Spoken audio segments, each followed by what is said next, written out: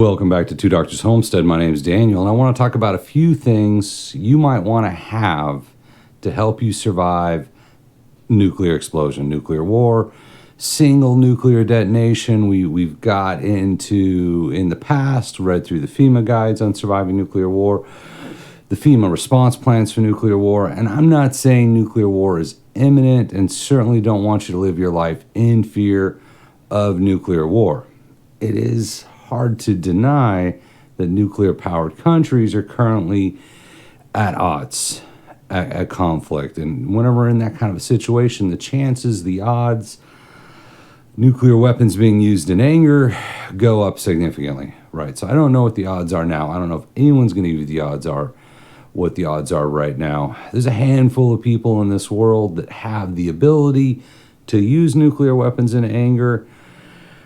It's up to them. Only they know. Only they know when, if something like that might actually happen. Number one way to survive nuclear war is not be there, not be anywhere near a nuclear detonation. Certainly don't be above ground. We've gotten into the effectiveness of underground shelters when you're talking about nuclear blasts, even if you're up close, right? Being underground in a fully stocked bunker is great. It's almost as good as not being in the area where there's a nuclear detonation, but if you have to be in the area, if you happen to live in an area that's a potential target, certainly an underground shelter is the way to go, right? If you don't have that, which most people certainly in the US do not, there are some things. So you could think about accumulating, having in perhaps a response kit, and I want to show them to you. I want to walk you through. So I would say number one is probably a Geiger counter, right? You cannot see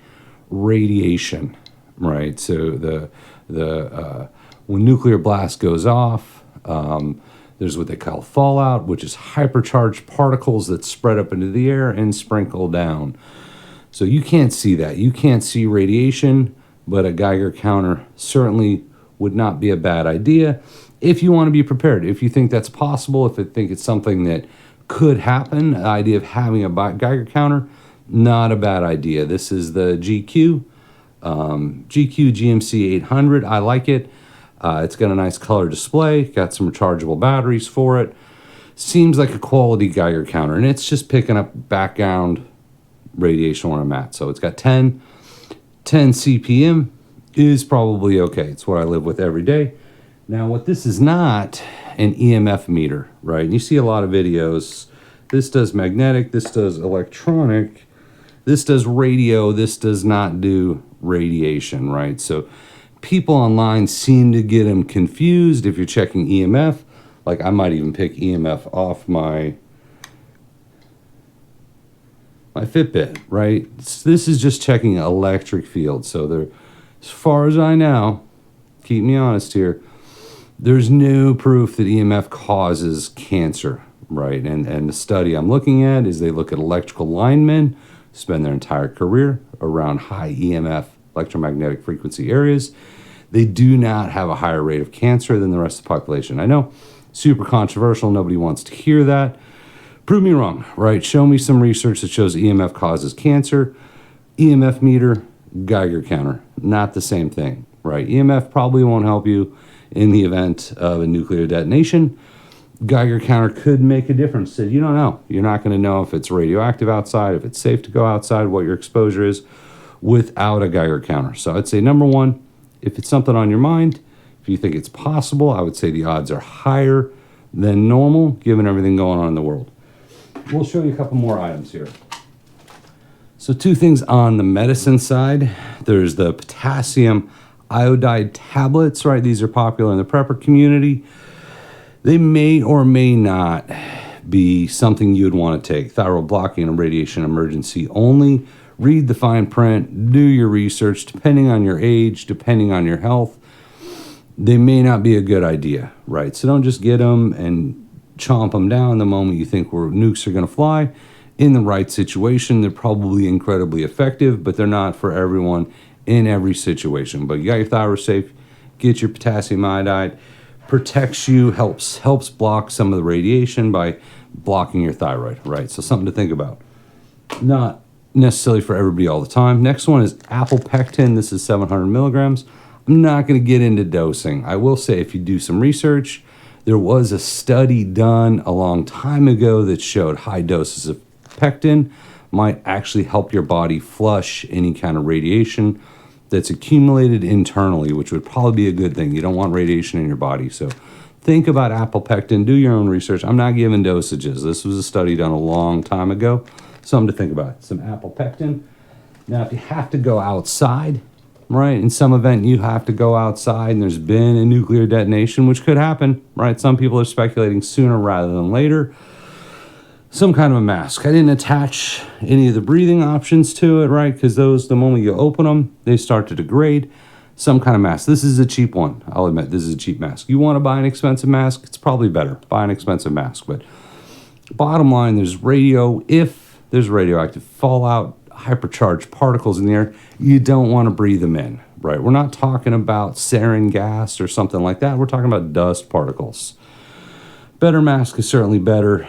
Get what you can afford. This was a cheap mask with the cartridges, right? Now, the cartridges don't last very long, so do your research on that. They may only last for 4 or 5 hours, right? So check that out. But a mask, don't breathe in the particles. That's bad, right? You don't want radioactive particles in your body. And then think about some disposable ponchos if you had to go outside, right? It's easier to take off a poncho than to clean all the dust off you. So if God willing it doesn't happen, if a nuclear weapon went off and you've got to go outside, and you know there's some radioactive particles, disposable ponchos, mask, something to cover your head. You don't want that stuff in your hair. You don't want it in your beard, right? The mask might not work with the beard. We're not there yet where I need to be shaving off the beard. Emergency ponchos, not a bad idea. Cover up, get something easy to take off, easy to self-decontaminate when you got something like a poncho and maybe a cheap mask. Life straw, right? You don't want to drink water that's been tainted, and I'm getting that tainted with radiation. Life straw. Sawyers are great. Life straws are all right. They will clear it out, and let me explain that. So water itself cannot become radioactive, right? Water is water.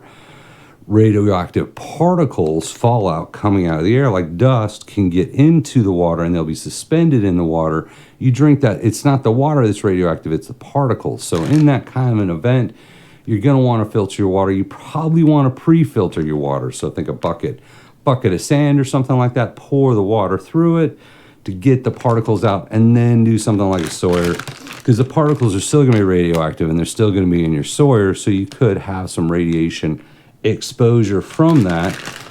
Double filter, some kind of filter. You're going to want clean water. Don't drink radioactive water. If you're a fan of fallout at all, you know that's bad. That's a bad thing. So don't drink radioactive water. Some kind of way to filter your water. Doesn't have to be a Sawyer. And then in any emergency situation, first aid kit. Doesn't have to be a fancy tactical bag. Ziploc works great. Think about your survival essentials, your bandages, your quick clots, your compressed bandage, tourniquets. We've even got a little stapler here in case there's a boo-boo that you need to staple shut. Got bleeding control kits, some kind of first aid kit, some way you can respond. Most emergencies, you could probably skip the Geiger counter and the poncho and the gas mask and just have a first aid kit. Certainly recommend a good first aid kit, good trauma kit. North American Rescue, you can't go wrong with that, but there's a lot of good ones out there. Doesn't have to always be the most expensive.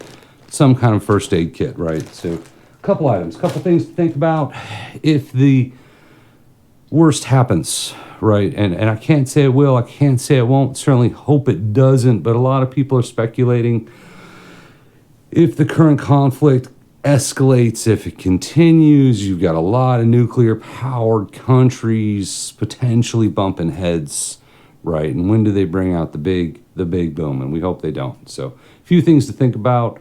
Some preps you might want to look into if you want to be prepared for something like that. So let me know what you think of the comments. If I missed anything essential, I'm not trying to build a whole bug out bag with this video, just a few key things you might want to highlight. So as always, thank you for watching, and we appreciate you. And you know, I appreciate the follows and the likes and all that, subscribes.